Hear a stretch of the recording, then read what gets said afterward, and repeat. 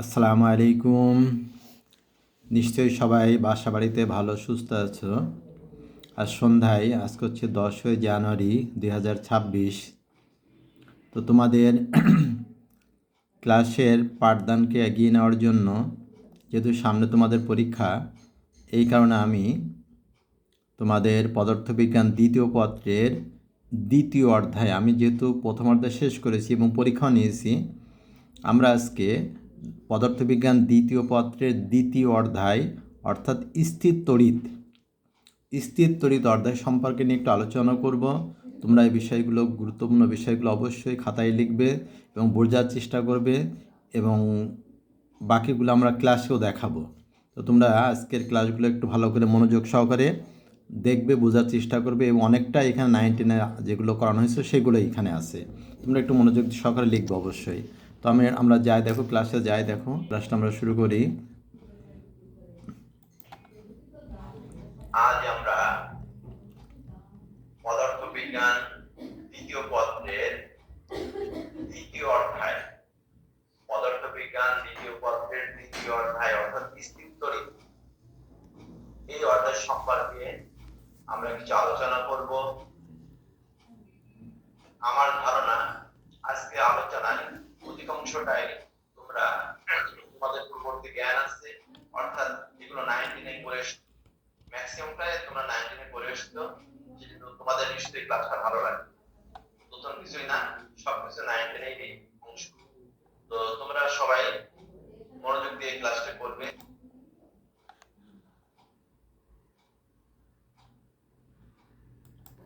Online physics ক্লাসে তোমাদেরকে স্বাগত জানাই। তো আজকের পাঠ আমাদের পদার্থবিজ্ঞান দ্বিতীয় পত্রের দ্বিতীয় অধ্যায়ের আজকে আলোচ্য স্থির তড়িৎ। আজকে আলোচ্য বিষয় হচ্ছে স্থির তড়িৎ। তো দেখো, এই অধ্যায়টা সম্পর্কে আমরা আজকে একটা ধারণা দেওয়ার জন্য আমরা বলেছি। তো এই অধ্যায়ে আমরা পড়লে আমরা যে বিষয়গুলো শিখবো বা জানবো, দেখো সেটা আছে চার্জ সম্পর্কে আমরা জানবো, চার্জের প্রকৃতি, কুলম্বের সূত্র, প্রাবল্য, বিভব অর্থাৎ তড়িৎ বিভব, তড়িৎ দ্বিমেরু, এর বিভব পার্থক্য আছে।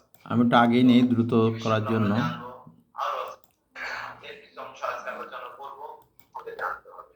কুলম্বের সূত্র জানতে গেলে আমাদেরকে বিন্দু চার্জ সম্পর্কে ধারণা নিতে হবে। বিন্দু চার্জ কাকে বলে এটা আমাদের জানতে হবে। বিন্দু চার্জ পয়েন্ট চার্জ বলা হয়। সূত্র জানতে গেলে আমাদের বিন্দু চার্জ সম্পর্কে ধারণা নিতে হবে। তো আমরা একটু দেখি কুলম্বের সূত্র আছে এখানে, দেখো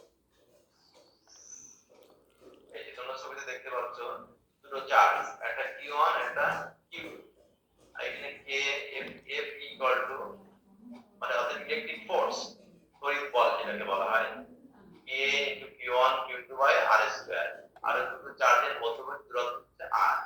ঠিক আছে, এটা হচ্ছে কুলম্বের সূত্র। তো আমরা একটু বোর্ডে দেখানোর চেষ্টা করি, খেয়াল করো, আমরা বোর্ডে দেখানোর চেষ্টা করি কুলম্বের সূত্রটা, বুঝতে সুবিধা হবে তোমাদের।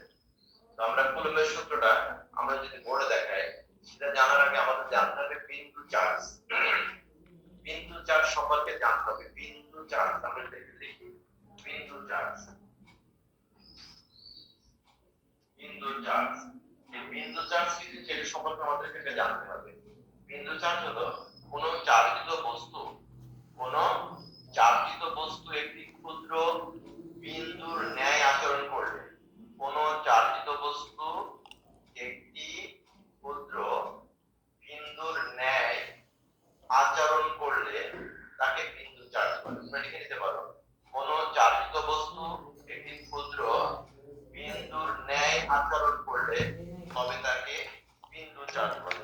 কোন চার্জিত বস্তু, আমরা যদি বলি চার্জ কাকে বলে, চার্জ হচ্ছে কি, একেবারে সংক্ষেপে যদি বলি এটা তোমরা বলতে পারো, চার্জ হচ্ছে যে মৌলিক কণাসমূহের, লিখে রাখতে পারো, চার্জ মৌলিক কণাসমূহের বৈশিষ্ট্যমূলক ধর্মকে চার্জ বলে।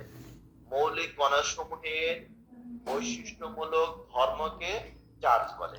মৌলিক কণাসমূহের বৈশিষ্ট্যমূলক ধর্মকে বলা হয় চার্জ। অথবা আমরা বলতে পারি যার উপস্থিতিতে মৌলিক কণাসমূহের বৈশিষ্ট্যমূলক ধর্মকে চার্জ বলে, যার উপস্থিতিতে তড়িৎ ক্ষেত্র, প্রাবল্য, বিভব নির্ণয় করা যায়।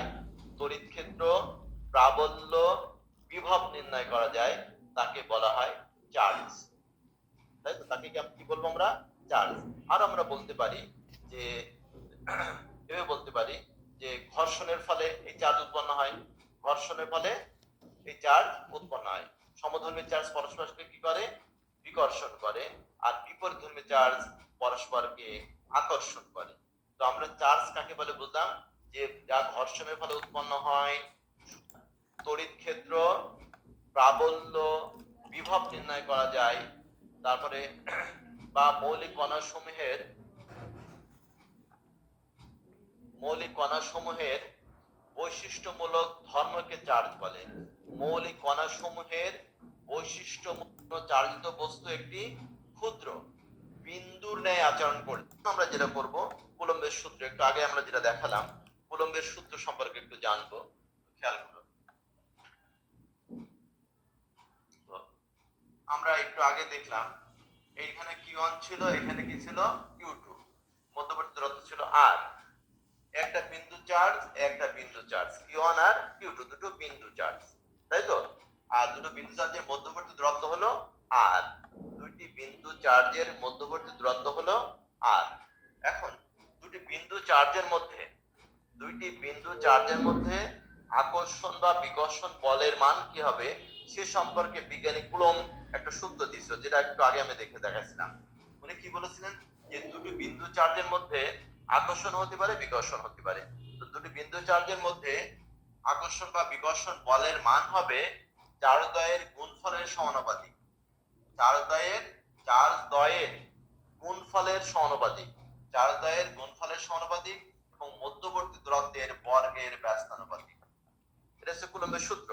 তোমরা লিখে নিতে পারো কুলম্বের সূত্র, যেটা তোমরা 9 পড়ে। বিন্দু চার্জের মধ্যে আকর্ষণ বা বিকর্ষণ বলের মান হবে চার্জদ্বয়ের গুণফলের সমানুপাতিক ও মধ্যবর্তী দূরত্বের বর্গের ব্যস্তানুপাতিক। এরপর আমরা আসি Q1 Q2 by R square. কে এর পরিবর্তে কি লেখা আছে? 1/4 পাই epsilon not. K equal to হবে 1/4 পাই ইপসাইলন নট। ইপসাইলন নট এইটুকু সমান আবার লেখা যায়, এইটুকু সমান লেখা যায়, দেখো 9 গুণ 10 টু পাওয়ার 9, এটা মুখস্থ করতে হবে। Q2 by R square. এটা আমরা 1 নাম্বার দিলাম, এটা 1 নাম্বার। দেখো এইটুকু সমান লেখা যায়,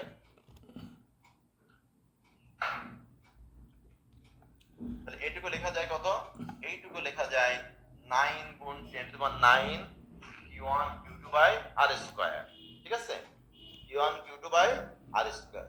আর এইটুকে বলা হয়, এইটাকে বলা হয় শূন্য মাধ্যমের প্রবেশতা বা ভেদ্যতা। শূন্য মাধ্যমের প্রবেশতা বা ভেদ্যতা, ওর মানটা আমি বলছি লিখে নাও। ওর মানটা হচ্ছে এইটুকুর মান, টোটাল এইটুকুর মান লেখা যায় 9 গুণ 10 টু পাওয়ার 9। আর শুধু ইপসাইলন নটের মান, এটা বলে ইপসাইলন নট, শূন্য মাধ্যমের ভেদন যোগ্যতা। লিখে নাও।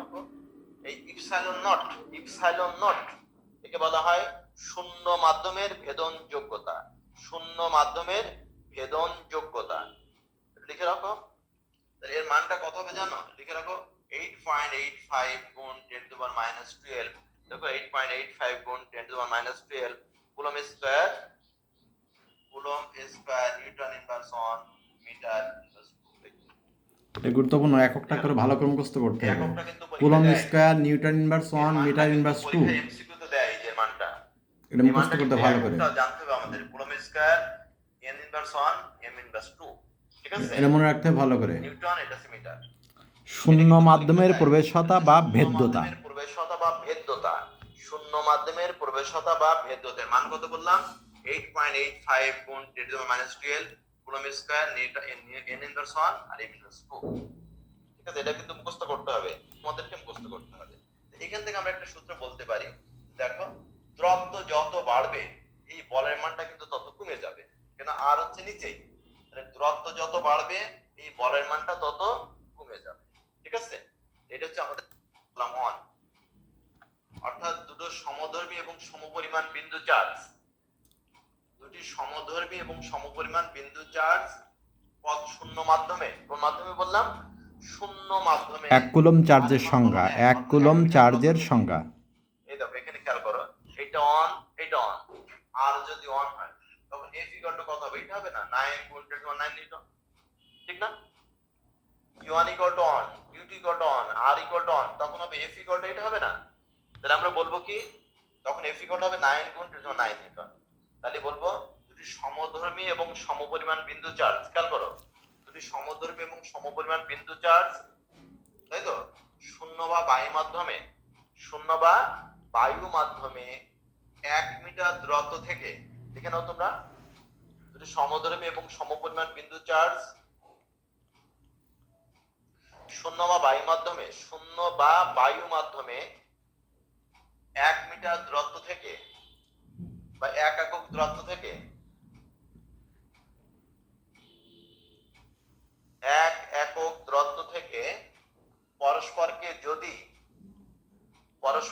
যদি 9 গুণ 10⁻9 নিউটন বলে, 9 গুণ 10⁻9 নিউটন বলে বিকর্ষণ করে, যেহেতু সমধর্মী চার্জ বলছে এর জন্য বিকর্ষণ করে, 9 গুণ 10⁻9 নিউটন বলে বিকর্ষণ করে, তাহলে প্রত্যেকটি চার্জের মান হবে 1 কুলম্ব। তাহলে তাহলে প্রত্যেকটি চার্জের মান হবে চার্জের মান হবে 1 কুলম্ব।